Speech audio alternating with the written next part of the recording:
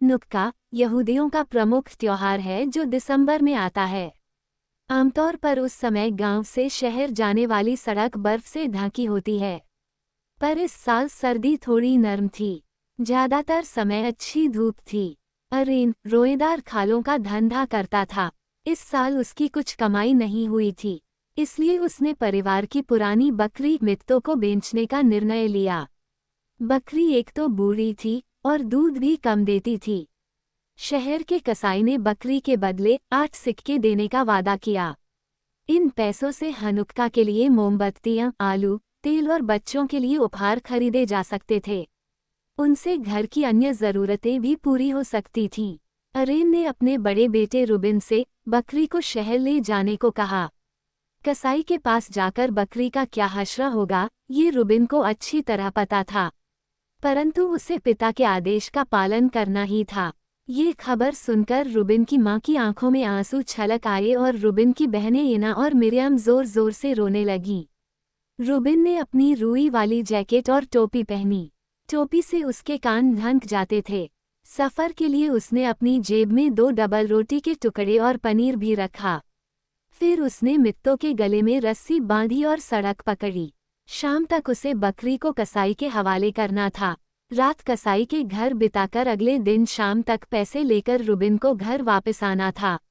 जाते समय पूरे परिवार ने रुबिन को यात्रा की शुभकामनाएं दी।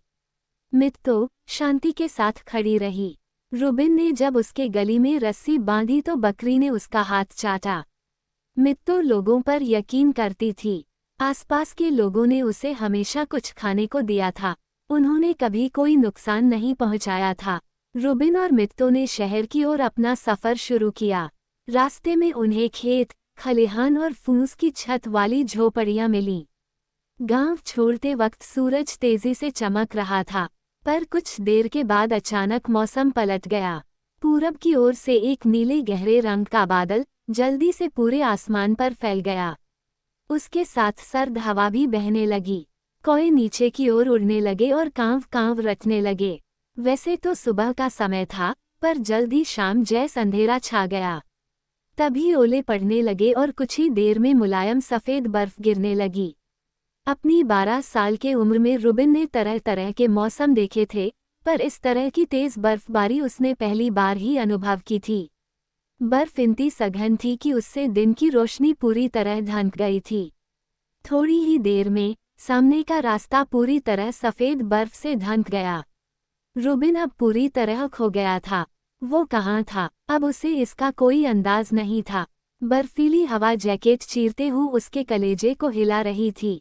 बकरी मित्तो भी 12 साल की थी और वो सर्दी के मौसम से अच्छी तरह वाकिफ थी, पर अब उसके पैर भी मुलायम बर्फ में धंस रहे थे। तब उसने रुबिन की तरफ देखा, जैसे वो पूछ रही हो, इस भयंकर तूफान में भला हम लोग बाहर क्या कर रहे हैं। धीरे धीरे बर्फ की परत और मोटी होती चली गई। बर्फ के नीचे रुबिन के जूते अभी भी खेत की जुती जमीन को महसूस कर पा रहे थे।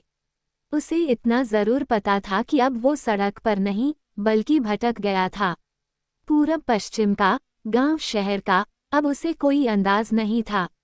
हवा के तेज झोंके सफ़ेद बर्फ को चारों तरफ उड़ा रहे थे। मित्तो अब एक जगह पर रुक गई। उसके लिए अगला कदम रखना भी दुश्वार हो गया था। उसने आगे के अपने दोनों पैर जमीन में गड़ा दिए और घर वापस लौटने के लिए मिमियाने लगी। रुबिन खतरे को स्वीकार करने को अभी भी तैयार नहीं था, पर उसे इतना जरूर पता था अगर उन्हें कोई आश्रय नहीं मिला तो वे दोनों ठंड से जमकर जल्द ही मर जाएंगे।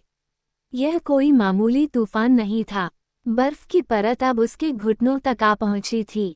उसके हाथ सुन्न हो गए थे और वो अपने पंजों को महसूस नहीं कर पा रहा था। मित्तो का मिमियाना अब रोने की आवाज़ में बदल गया था। जिन इंसानों पर उसने एतबार किया था वो आज उसे दोज़ख में धकेल रहे थे। रुबिन अब प्रार्थना करने लगा, हे भगवान, मुझे और इस बेकसूर बकरी को बचाओ। अचानक उसे एक छोटा सा टीला दिखाई दिया। बर्फ का इतना बड़ा टीला भला कैसे बना? पास आने पर पता चला कि वो एक सूखी घास का एक ढेर था, जिसे सफ़ेद बर्फ ने अपनी आगोश में लपेट लिया था। टीले में रुबिन को उम्मीद की एक किरण नजर आई। आगे क्या करना है? ये गांव के उस लड़के को अच्छी तरह पता था। उसने पहले टीले के ऊपर की बर्फ हटाई, फिर उसने सूखी घास के उस टीले में बकरी और खुद के लिए एक छोटी सी गुफा बनाई। अब बाहर चाहे कितनी भी ठंड क्यों न हो, अंदर जरूर गर्मी होगी। और वहां मित्तों के खाने के लिए इफरात में घास भी मौजूद थी।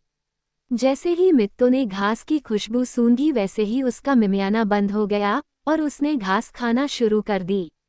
क्योंकि बाहर अभी भी बर्फ पड़ रही थी इसलिए रुबिन ने गुफा का मुंह बंद कर दिया।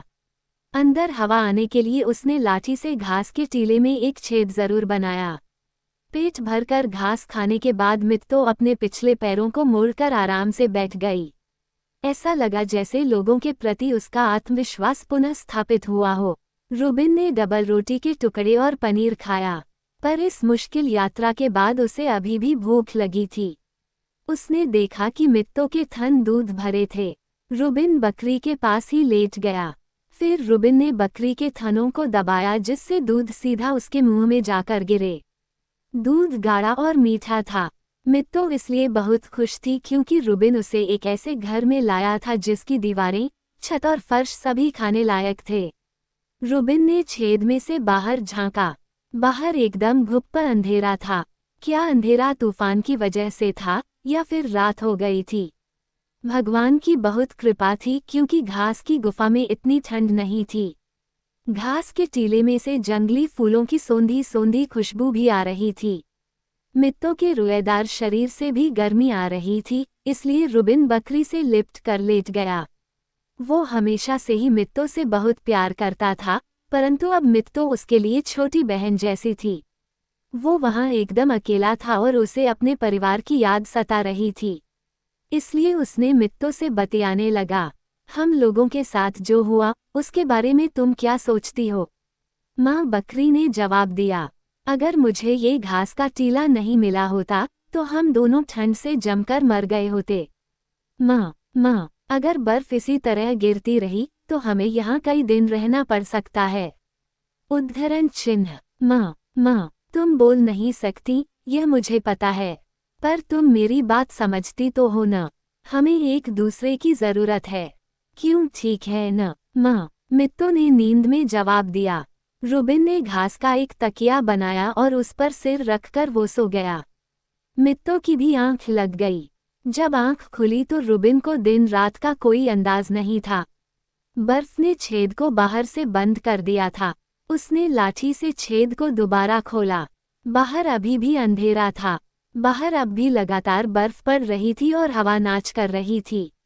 मित्तों ने भी अपनी आंखें खोलीं। जब रुबिन ने उसका अभिवादन किया तो बकरी ने जवाब में कहा, माँ।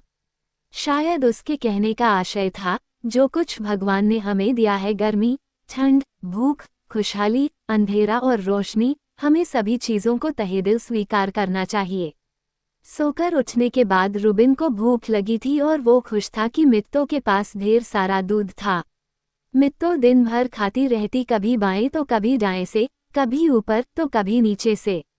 रुबिन और मित्तों ने घास के उस टीले में 3 दिन बिताए। रुबिन मित्तों के साथ ही बड़ा हुआ था।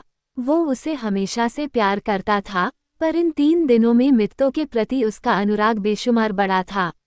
मित्तों रुबिन को दूध पिलाती और उसे गर्म रखती। अपने धीरज से वो उसे शांत रखती। इन 3 दिनों में रुबिन ने उसे न जाने कितनी कहानियां सुनाई, जिन्हें मित्तों ने अपने कान खड़े कर बड़े ध्यान से सुना। जब रुबिन उसके माथे को सहलाता तो मित्तों उसके हाथों को प्यार से चाटती। जब वो कहती, माँ, तो उसका अर्थ होता, मैं भी तुमसे प्यार करती हूँ। तीसरी रात तूफान कुछ थमा और बाहर आसमान में चांद चमका। दूर दूर तक फैली चांदनी में बर्फ चमकने लगी। फिर रुबिन घास के टीले को खोदकर बाहर निकला। बाहर सफेद सन्नाटा था। आसमान में तारे चमक रहे थे और चांद अपनी निर्मल रोशनी चारों तरफ बिखेर रहा था। चौथे दिन सुबह रुबिन को बाहर बर्फ पर फिसलने वाली बेपहिया गाड़ी की आवाज सुनाई दी। घास का टीला सड़क के काफी पास था। गाड़ी पर सवार किसान ने रुबिन को कसाई के पास शहर जाने का रास्ता नहीं, बल्कि गांव वापस जाने का रास्ता बताया। टीले में रुबिन ने प्रण लिया था कि वो मित्तों को कभी नहीं बेचेगा, परिवार और पड़ोसियों ने रुबिन और बकरी को ढूंढने की बहुत कोशिश की, परंतु उन्हें उनका कोई नामोनिशान नहीं मिला। वह दोनों हमेशा के लिए कहाँ खो गए। माँ और दोनों बहनें रुबिन को याद कर फूट फूट कर रोई। पिता बाहर से शांत, पर वो भी अंदर से बहुत दुखी थे। तभी एक पड़ोसी दौड़ता हुआ आया। उसने रुबिन और मित्तो को सड़क पर आते हुए देखा था। इससे परिवार में खुशी की एक जबरदस्त लहर दौड़ी। रुबिन ने उन्हें पूरी कहानी सुनाई, कैसे उसे एक घास का टीला मिला और कैसे मित्तो ने उसे दूध पिलाया। उसके बाद से परिवार में सबने मित्तो को बेचने का इरादा छोड़ दिया। अब क्योंकि कड़ाके की सर्दी पड़ने लगी थी, इसलिए लोगों को गर्म खालों की जरूरत पड़ने लगी थी। इससे अरेन का धंधा चल निकला था। हनुक्का के त्योहार पर रुबिन, मिरियम और एना ने मोमबत्तियां जलाने के बाद ड्राइडिल नाम का वाद्ययंत्र बजाया। मित्तो अलाव के पास बैठी झिलमिल करती मोमबत्तियों और बच्चों को देखती रही। कभी कभी रुबिन उससे पूछता, मित्तो, क्या तुम्हें मेरे साथ घास के टीले में बिताए दिन याद हैं? तब मित्तो मुस्कुराती और अपना सफ़ेद सिर हिलाते हुए कहती, माँ। सिर्फ यह एक शब्द उसके सारे विचार और प्यार बयां कर देते।